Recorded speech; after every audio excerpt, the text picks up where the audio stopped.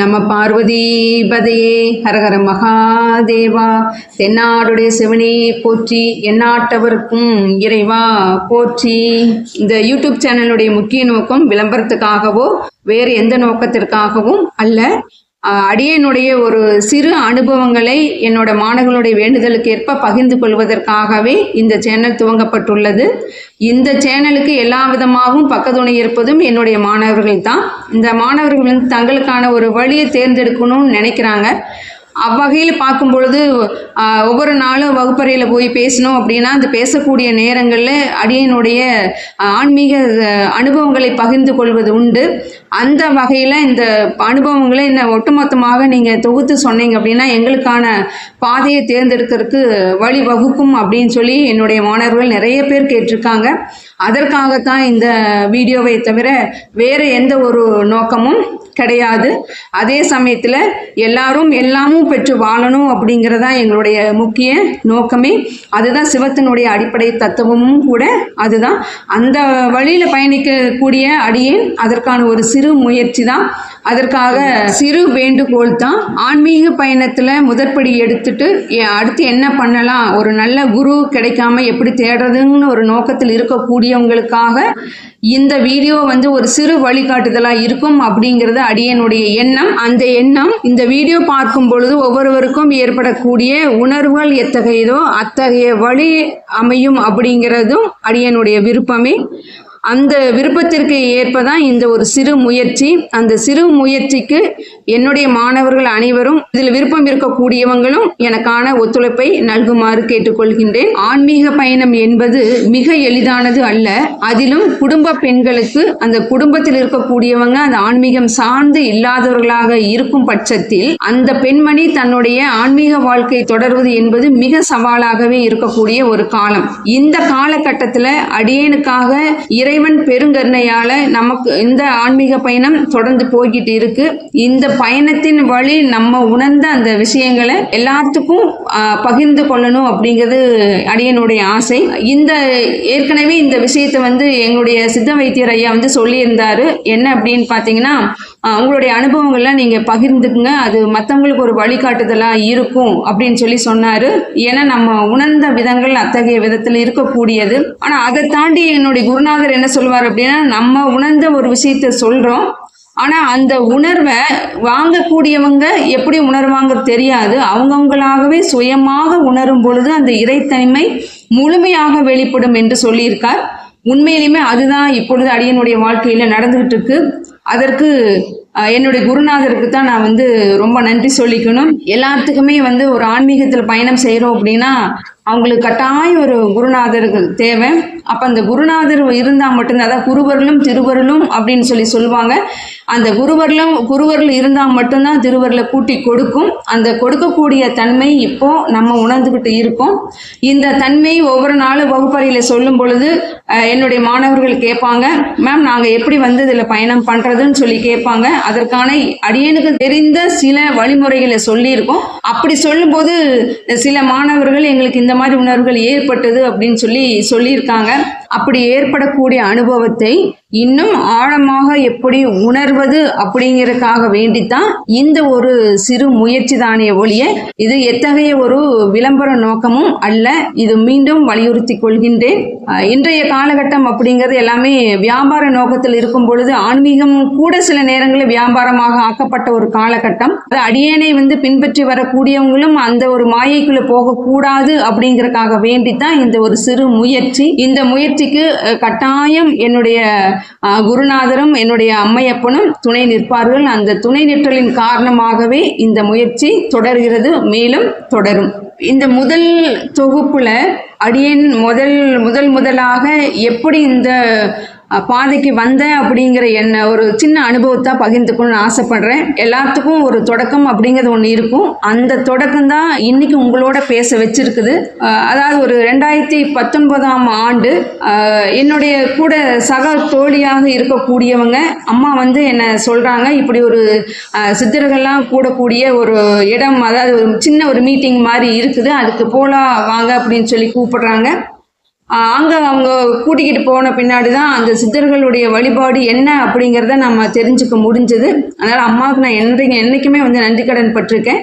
அந்த இடத்துக்கு போகும்போது தான் முழுக்க முழுக்க வள்ளலார் வழியில் இருக்கக்கூடிய இன்னொரு அடியார் பெருமகனாரை சந்திக்கக்கூடிய ஒரு வாய்ப்பு கிடைச்சிது. அவர் மூலமாக இன்னைக்கு ஐயா வந்து அந்த ஐயா இன்னைக்கும் ஐஆர்டிடி காலேஜில் ப்ரொஃபஸராக இருக்காரு. எனக்கு முதல் தூண்டுகோலாக இருந்தவங்க வாசவி கல்லூரியிலேருந்து ஓய்வு பெற்றிருக்கக்கூடிய துளசிமணி அம்மாதிரி என்னை முதல்ல இந்த ஒரு பாதைக்கு கொண்டுகிட்டு போனாங்க. ஏற்கனவே இந்த ஆன்மா ஒரு தேடல் இருந்திருக்கும். அதே மாதிரி தான் இந்த சித்த பெருமக்களை பற்றிய ஒரு தேடல் அடியனுக்குள்ள நீண்ட காலமாக இருந்திருக்கக்கூடியது.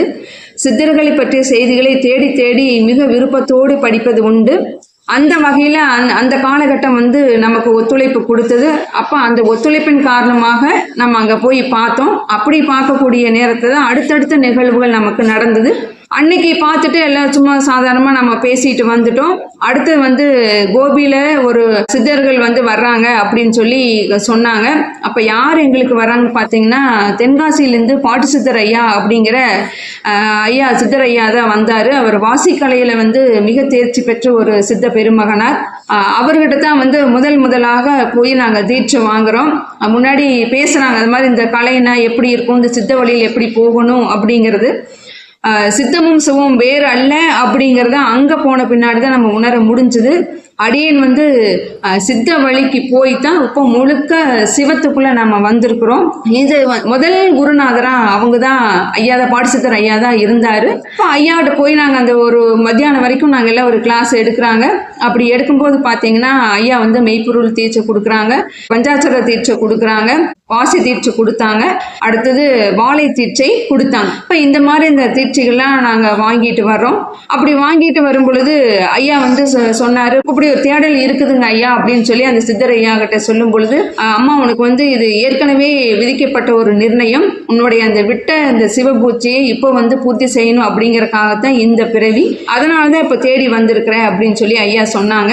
அப்போ ஐயா அந்த முதல் நாங்கள் வந்து எல்லாம் சந்திப்பு முடிஞ்சு இந்த தீட்சையெல்லாம் வாங்கிட்டு வர்றோம். அடுத்து இரண்டாவது முறையும் அந்த அதே கோபி நகரில் வந்து எங்களுக்கு ஐயாவை ஏற்பாடு பண்ணுறாங்க அடுத்த ஒரு சந்திப்புக்காக. அப்போ சந்திப்புக்கு போகும் பொழுது ஐயா வந்து வாழை மந்திரத்தை வந்து முக்கியமாக உபதேசம் செய்து ஒரு 48 நாட்கள் வந்து நீங்கள் இதை விடாமல் செய்யுங்க அப்படின்னு சொல்லி சொன்னாங்க. அந்த 48 நாட்கள் வந்து ஐயாவோட வழிகாட்டுதல் படி அந்த வாழை தீட்சை மந்திரத்தை உபதேசம் செய்து அதிகாலையில் 4 to 6க்குள்ளே அதுக்கான பூஜையை நாங்கள் செஞ்சோம்.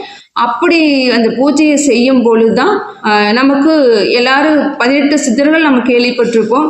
ஆனால் அதை தாண்டி யுகமாக வாழக்கூடிய காகபுஜண்டர் அப்படிங்கிற மிக பெரும் ஒரு சித்த புருஷர் தான் வந்து அடியனுக்கு வந்து நம்ம ஒரு காட்சி கொடுத்தார். உண்மையிலுமே அதுதாங்க காட்சி தான் கொடுத்தாரு. ஏன்னா நம்ம அது ஆரம்ப கட்டம் அப்படிங்கிறதுனால அது உணர முடியல. அடுத்து வரக்கூடிய நாள் அந்த 47வது நாள்லேயே வந்து ஐயா நான் தான் வரப்போகிறேன் அப்படின்னு சொல்லி சொன்னாங்க. ஆனால் 48வது நாள் வரும்பொழுது தான் அந்த காகபூஜண்ட மகரிஷி வந்து அடியனை தனக்கான ஒரு சீடராக ஏற்றுக்கிட்டாங்க அப்படிங்கிறது அடியனுடைய மிகப்பெரிய பாக்கியம். அதனால் அவருக்கும் என்னுடைய சமர்ப்பணங்கள். ஏன்னா அவர் தான் எனக்கான ஆதி குருவே. அவங்க எப்படி வந்து உணர்த்தினாங்கன்னு ஒரு விஷயத்த சொன்னா தான் நம்ம ஒவ்வொருத்தரும் ஏன்னா நிறைய எண்ணங்கள் ஏற்படும். அந்த எண்ணங்கள் வழியே நம்ம பயணம் பண்ணுனா அடுத்த கட்டத்துக்கு போக முடியாது அப்படின்னு சொல்லுவாங்க. ஆனால் அந்த எண்ணம் ஒரு நிலைத்த தன்மையோடு நமக்கு வந்து இதுதான் அப்படின்னு உணர்த்தினா நம்ம அந்த தன்மையில நிற்கணும் அப்படிங்கறதுக்காகத்தான் இந்த அனுபவத்தை பகிர்ந்துக்கிறோம். இதனால் வரைக்கும் இந்த அனுபவத்தை நம்ம யாருகிட்டையுமே பகிர்ந்துக்கிட்டது கிடையாது. ஆனால் சொல்லுவாங்க, நீங்களாம் பகிர்ந்துக்கிட்டீங்கன்னா உங்களை பிடிக்கக்கூடியவங்க உங்களை பிடிக்கிறாங்க அப்படின்னா என்னுடைய மாணவர்கள் என்னுடைய நலம் விரும்பிகளாக என்னோட பாதையில் பயணிக்கும் நினைக்கக்கூடியவங்க இதை கட்டாயம் முயற்சி பண்ணி பார்ப்பாங்க அப்படின்னு சொன்னாங்க. அந்த முயற்சி இன்னைக்கு பலிதமாகுது அப்படின்னு சொல்லும்போது ரொம்ப சந்தோஷம். ஒரு முயற்சி எடுக்கிறோம் அப்படின்னா அந்த முயற்சிக்கு வந்து குருவர்களும் திருவர்களும் கூட்டி வைப்பாங்க அப்படிங்கிறது அடியனுடைய எண்ணம், அசைக்க முடியாத எண்ணம்.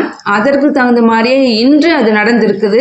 என்னன்னு பார்த்தீங்கன்னா நம்முடைய சேனல் துவக்கமும் அனுபவங்களையும் உங்களோட பகிர்ந்துக்கணும் அப்படிங்கிற இந்த முதல் முயற்சி எடுத்துக்கிட்டு அந்த ரெக்கார்ட் பண்ணிட்டு இருக்கக்கூடிய நேரம் இன்று ஆடி வெள்ளிக்கிழமை.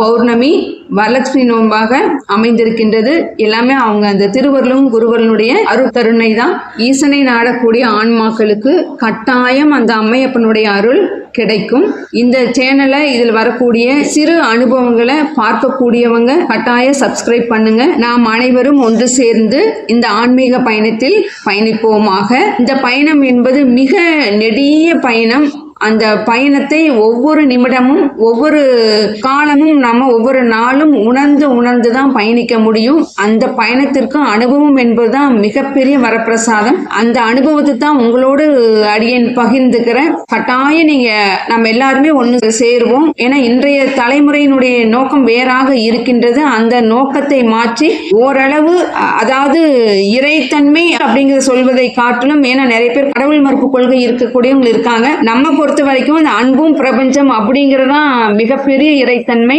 அந்த இறைத்தன்மையை உணர்வதுதான் இந்த சேனலுடைய நோக்கமே. மீண்டும் சந்திப்போம்.